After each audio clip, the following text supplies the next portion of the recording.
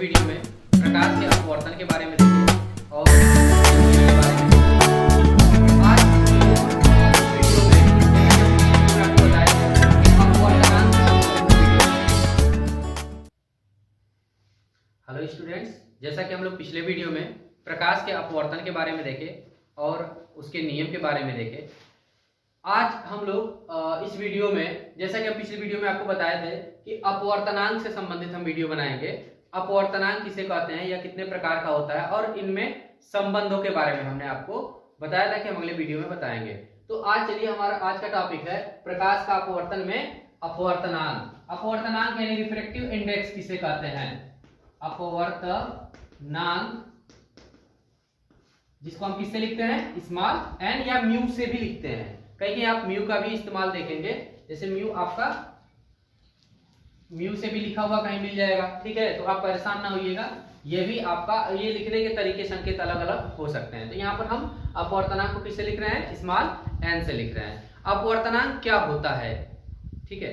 तो इसको हम साधारण से एक भाषा में अगर समझे तो अपवर्तनांक किसी माध्यम का वह गुण है जो यह प्रदर्शित करता है कि कौन सा माध्यम कितना सघन है अथवा कितना विरल है। यानी कि कहने का मतलब क्या है कि अपवर्तनांक किसी भी माध्यम का वह गुण है जो यह बताता है कि कौन सा माध्यम कितना सघन है और कौन सा माध्यम कितना विरल है। जैसे मान लीजिए कि दो माध्यम है, एक माध्यम ये है और एक माध्यम ये है, ठीक। ये दो माध्यम है, मान लीजिए इसके अपवर्तनांक का मान है, इसके अपवर्तनांक का मान है 1 और इसके अपवर्तनांक का मान है n = 1.5। तो ये बताइए एक बड़ा है या 1.5? तो जाहिर सी बात है 1.5 क्या है? बड़ा है। तो जहां पर n का मान कम है वह विरल माध्यम, और जहां पर n का मान अधिक है वह कौन सा माध्यम? सघन माध्यम होता है, ठीक है। इस बात को ध्यान दीजिएगा कि अपवर्तनांक क्या है, ये कोई परिभाषा नहीं है, यह एक समझना, एक क्वालिटी है, किसी माध्यम का एक क्वालिटी है जो यह बताता है कि कौन सा माध्यम सघन है और कौन सा माध्यम विरल है। तो जहां पर n का मान कम होगा वह कौन सा माध्यम होगा? विरल माध्यम होगा। अर्थात उसमें क्या होगा? प्रकाश की चाल क्या होगी? उसमें अधिक होगी।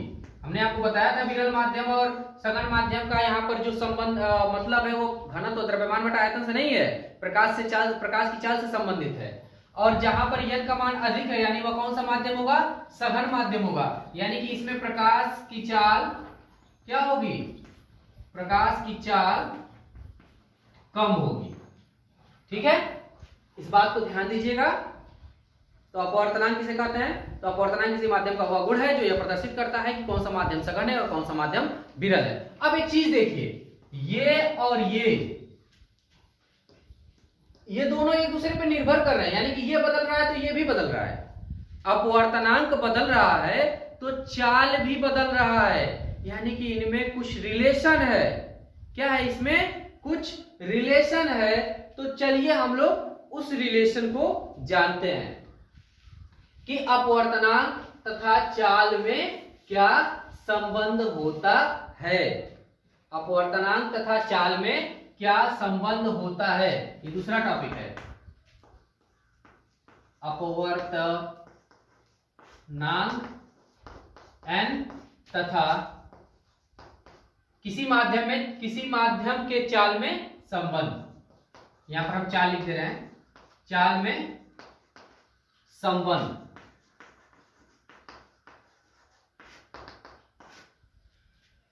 तो किसी माध्यम का अपवर्तनांक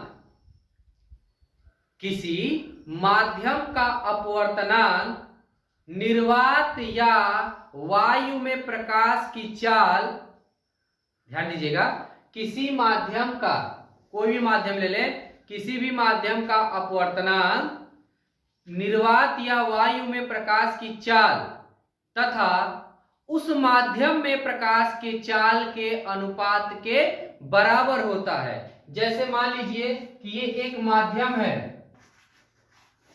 ठीक है, ये एक माध्यम है और इस माध्यम का अपवर्तनांक हमको क्या करना है? ज्ञात करना है।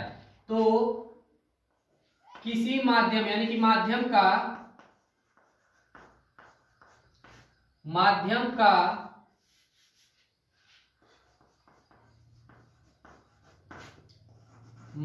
का अपवर्तनांक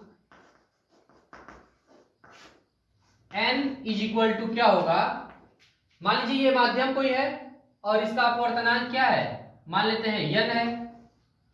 अब यही हमको n ज्ञात करना है।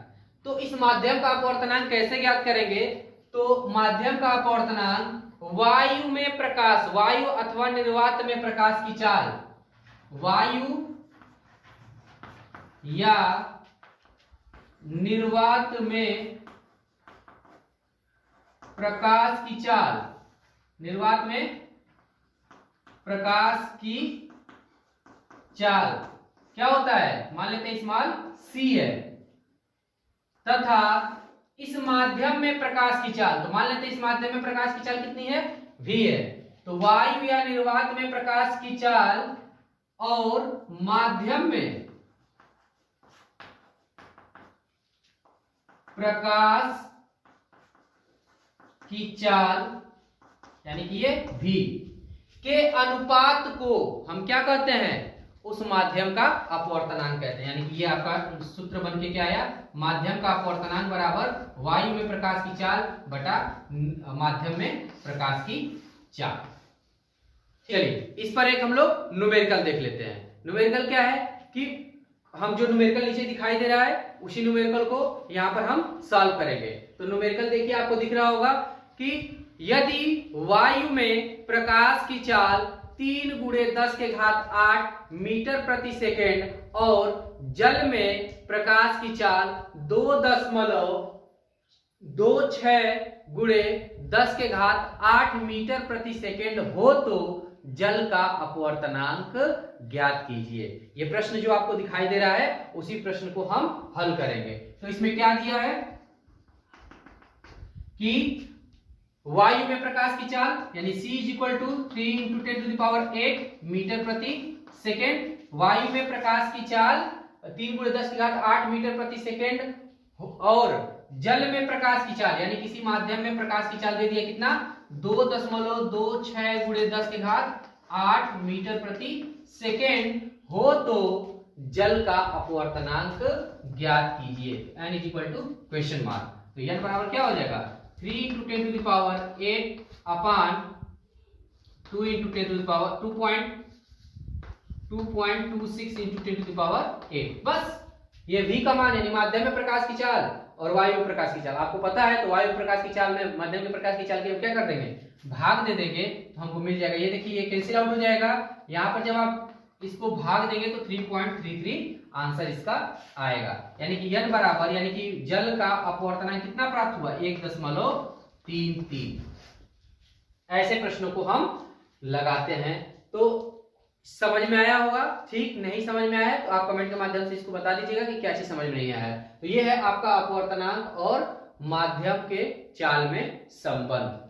ठीक है, इस प्रकार हम किसी भी माध्यम का अपवर्तनांक और अपवर्तनांक दिया है तो किसी माध्यम में हम प्रकाश की चाल की गणना कर सकते हैं। अब यहां पर देखेंगे कि अपवर्तनांक के 2 प्रकार होते हैं। अपवर्तनांक कितने प्रकार के होते हैं, 2 प्रकार के। हमारा अगला टॉपिक है अपवर्तनांक के प्रकार। तो अपवर्तनांक कितने प्रकार के होते हैं, 2 प्रकार के होते हैं। एक होता है निरपेक्ष अपवर्तनांक, निरपेक्ष अपवर्तनांक, इसको एब्सोल्यूट रिफ्रैक्टिव इंडेक्स बोलते हैं। निरपेक्ष अपवर्तनांक किसे कहते हैं, तो जैसे मान लीजिए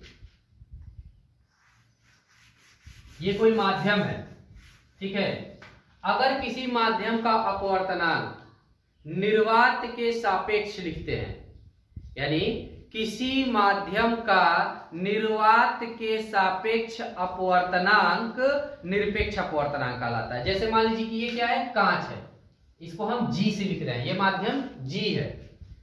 तो किसी माध्यम का निर्वात के सापेक्ष अपवर्तनांक क्या कहलाता है, निरपेक्ष अपवर्तनांक कहलाता है। तो ये क्या हुआ, अपवर्तनांक, और जिसका अपवर्तनांक लिखते हैं उस माध्यम को यहां पर लिख देते हैं। ठीक है, तो ये Ng क्या कहलाएगा, अगर यहां पर कुछ नहीं है तो ये क्या कहलाएगा, किसका, ग्लास यानी कांच का अपवर्तनांक किसके सापेक्ष, तो निर्वात के सापेक्ष। अगर यहाँ कुछ नहीं है तो ये निर्वात के सापेक्ष कांच का अपवर्तनांक हो जाएगा। अब जैसे मान लीजिए कि जल है, ये W मान लीजिए, इसका माध्यम नाम हमने W रखा है, तो इसका अपवर्तनांक क्या होगा, तो NW। ठीक है, तो ऐसे ही ये क्या कहलाएंगे, निरपेक्ष अपवर्तनांक। यहां पर यह किसी के सापेक्ष नहीं लिया गया, मतलब किसी माध्यम से यहां पर तुलना नहीं कराई गई है, यह निर्वात है और निर्वात को हम इक्विवेलेंट वायु भी मानते हैं, वायु को इक्विवेलेंट निर्वात भी मान लेते हैं। इसको अभी हम बता दे रहे हैं कैसे। ठीक है, तो पहले जानिए निरपेक्ष अपवर्तनांक किसे कहते हैं। तो निरपेक्ष अपवर्तनांक किसी माध्यम का निर्वात के सापेक्ष लिखे गए अपवर्तनांक को हम निरपेक्ष अपवर्तनांक कहते हैं। जैसे इसको Ng, Nw, ठीक है, Nl। अगला है हमारा दूसरा अपवर्तनांक कि सापेक्ष अपवर्तनांक। सापेक्ष अपवर्तनांक, सापेक्ष अपवर्तनांक किसे कहते हैं, देखिए सापेक्ष, रिलेटिव, यहां पर रिलेटिव यानी रिलेटिव रिफ्रैक्टिव इंडेक्स क्या हो गया कि नाम से ही स्पष्ट है, सापेक्ष यानी कि यहां पर तुलना हमको कराना पड़ेगा। यानी कि जैसे मान लीजिए कि जो अपवर्तन की घटना है उसमें प्रकाश एक माध्यम से क्या हो रहा है, दूसरे माध्यम में, एक माध्यम से दूसरे माध्यम में प्रवेश कर रहा है।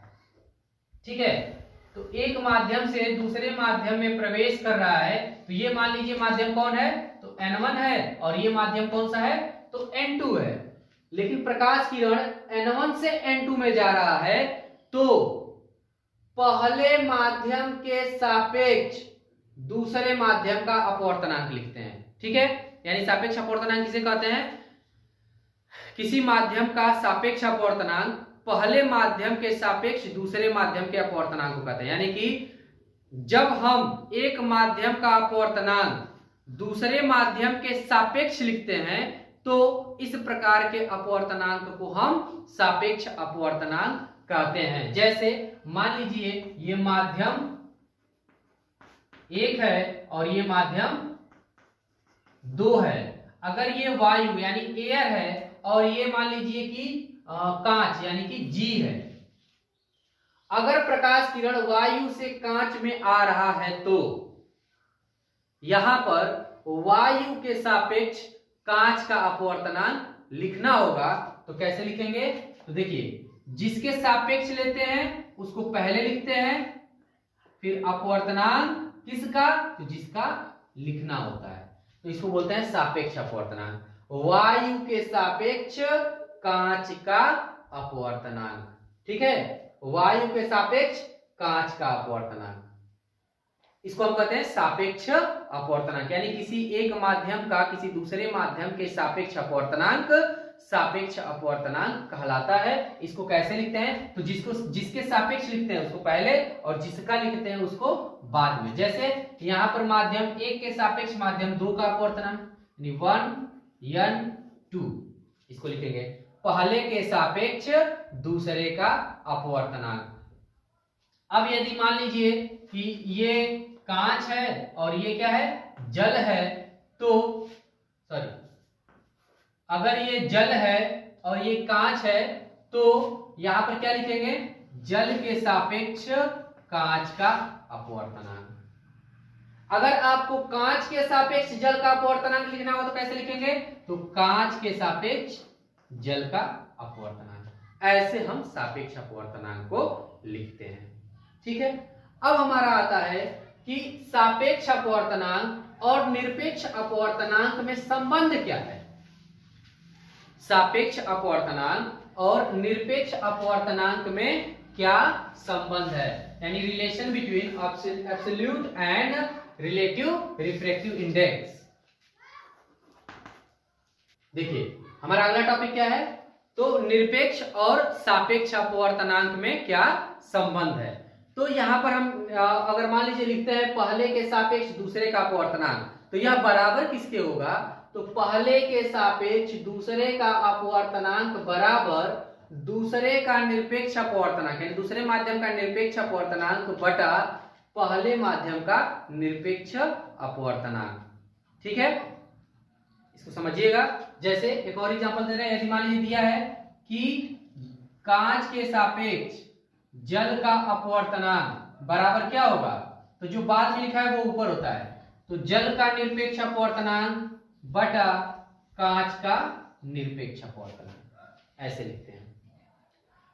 अब आपको थोड़ा सा, ये तो हो गए बातें आपकी संबंधों की, लेकिन अब यहां पर थोड़ा सा एक चीज समझते हैं। जो निर्वात होता है वहां पर n = 1, वहां पर प्रकाश की चाल कितनी होती है, 3 × 10⁸ मीटर प्रति सेकेंड।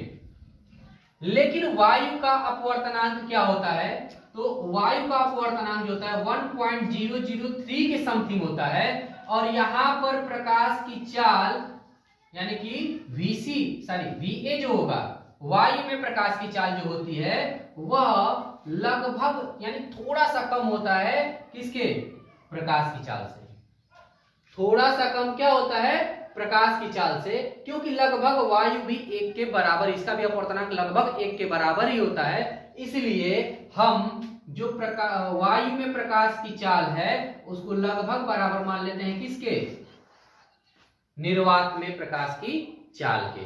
तो यहां पर अगर ये चीज ऐसे मान लीजिए GNW यानी कि कांच के सापेक्ष जल का अपवर्तनांक बराबर जल का निरपेक्ष अपवर्तनांक बटा कांच का निरपेक्ष अपवर्तनांक लिखे, या GNW = वायु के सापेक्ष जल का अपवर्तनांक बटा वायु के सापेक्ष कांच का अपवर्तनांक लिखे, तो कोई गलत नहीं होगा, ये भी सही है। या निरपेक्ष के अपवर्तनांक लिखें या वायु के अपवर्तनांक या निरपेक्ष के सापेक्ष लिखें या फिर वायु के सापेक्ष लिखें, बात एक ही होती है, क्योंकि यहाँ पर लगभग दोनों में प्रकाश की चालों को समान माना गया है। तो यहाँ पर अगर ऐसे को ऐसे लिख दिया जाए तो कंफ्यूज न होइएगा। तो ये होता है हमारा निरपेक्ष और सापेक्ष अपवर्तनांक में संबंध। इसको हम ऐसे भी लिखते हैं, N21 भी लिखते हैं। तो ये लिखने के अपने अपने तरीके हैं, आपको जिस तरीके से मिले उस तरीके से लिखिएगा।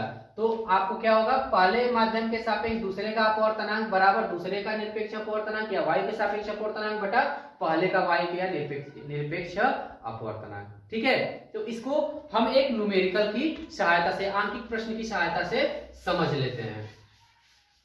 जैसे मान लीजिए कि आपको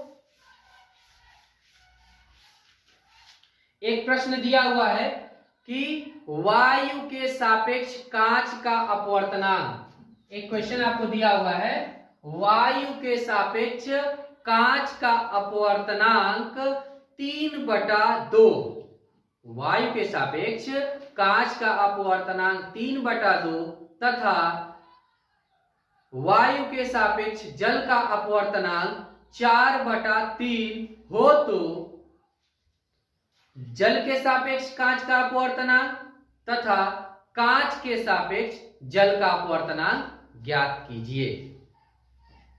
क्वेश्चन आपको दिखाई दे रहा होगा।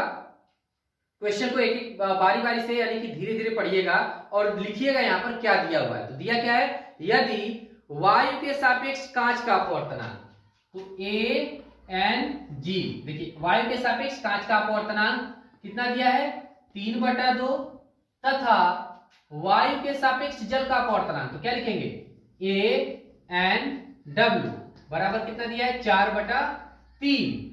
तो जल के सापेक्ष कांच का अपवर्तनांक, किसके सापेक्ष, तो जल के सापेक्ष कांच का अपवर्तनांक तथा कांच के सापेक्ष जल का अपवर्तनांक ज्ञात कीजिए। ये दोनों चीजें आपसे पूछ रहा है। तो आपको सीधे सीधे हल करना है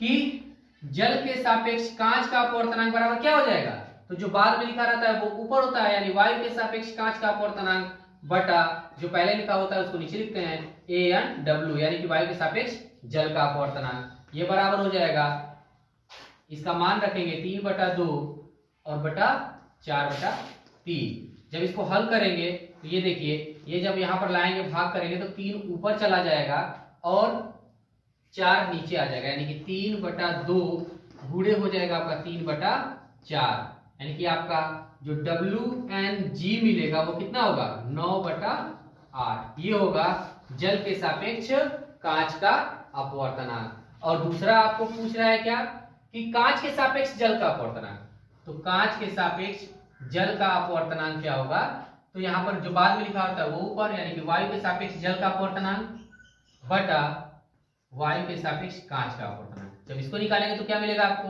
तो AnG का मान, AnW का मान रखेंगे 4/3 और बटा 3/2।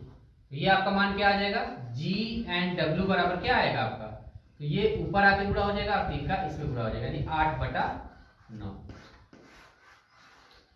अब एक चीज आप देखिए, WnG बराबर 9/8 और G&W बराबर 8/9, यानी कि यहां पर आपको क्या देखने को मिल रहा है, अगर हम इनके क्रम को बदल दें, जैसे यहाँ पर WnG है और यहाँ G&W है, इनके क्रम को बदल दें तो यह एक दूसरे के क्या हो जाते हैं, उत्क्रमण हो जाते हैं। अर्थात यहां से आपको एक और चीज क्या मिल गया कि G&W इक्वल टू 1/WnG, यानी कि G&W जो है वह 1/WnG के बराबर होता है। या फिर आप इसको ऐसे भी लिख सकते हैं कि AnG, दूसरा ले लेते हैं, वायु के सापेक्ष कांच का अपवर्तनांक जो बराबर होगा 1/GNA के भी बराबर होगा। इसको हम कहते हैं प्रकाश के अपवर्तन, यानी अपवर्तन की उत्क्रमणीयता, ठीक ना, अपवर्तन की उत्क्रमणीयता। तो ये चीज समझ में आया होगा, आशा करते हैं समझ में आया होगा। नहीं समझ में आया होगा आप अपना कमेंट के माध्यम से बताइएगा इसमें क्या चीज नहीं समझ में आया। इसमें करना क्या है, बस आपको ध्यान देना है कि किसके सापेक्ष किसका अपवर्तनांक दिया हुआ है और किसके सापेक्ष हमें किसका अपवर्तनांक निकालना है। तो इस चैप्टर में, इस वीडियो में बस इतना ही। अब इसके बाद के जो वीडियो बनेंगे वो आपके अपवर्तन से रिलेटेड, यानी कि अपवर्तन के उदाहरण, ठीक है, और भिन्न भिन्न पृष्ठों से अपवर्तन किस प्रकार होता है। जैसे अगर आपका एक समतल कांच का गुटका मिल गया तो उसका अपवर्तन कैसे होगा, एक समकोणीय मिल गया तो उसका अपवर्तन कैसे होगा। फिर उसके बाद हम लोग ऐसे क्रम से हम अपवर्तन की घटनाओं को पढ़ते जाएंगे। धन्यवाद।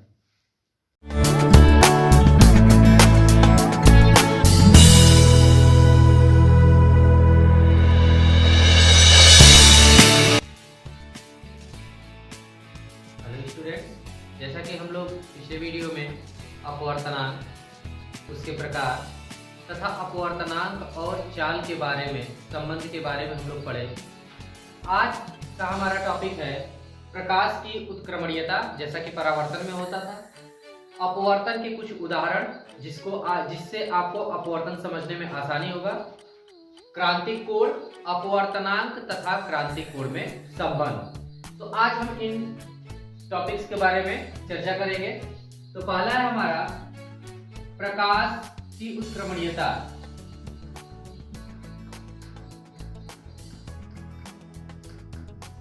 प्रकाश की उत्क्रमणीयता, देखिए इसमें होता क्या है